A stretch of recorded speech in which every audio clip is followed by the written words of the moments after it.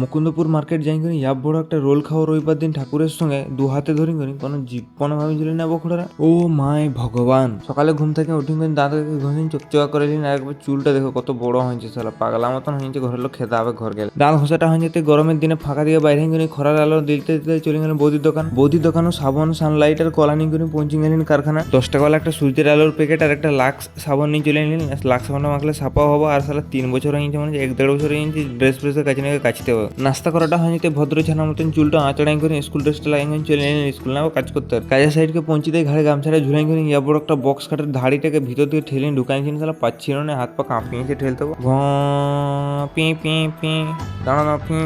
তারপর বাসন খাওয়ার সময়টা হতে 4 মাস আসেন করে 1 বাটি ভুজা আর ঘুগনিটা দিন করে ছেলে বেলে সাটা নিলেন পুরো গপ গপ গপ গপ। বাসন খাওয়াটা হয় যাতে 4 মাস আসেন করে বক্স কাটতে ঘষতে লেগে গেলেন ডিজাইনটা, কারণ আমার ডিজাইন ঘষা হেভি হয়, সেই জন্য আমাকে রাখি যে ঘষতে হেভি লেভেলের। তারপর দুপুরে খাওয়ার সময়টা হতে আসেন করে 1 গাদা মাংস থালা ধরে আর 1 থালা ভাত নিয়ে করি সেই লেভেলের মনুষ্যকে গপ গপ করে সাটাইয়া দিলাম।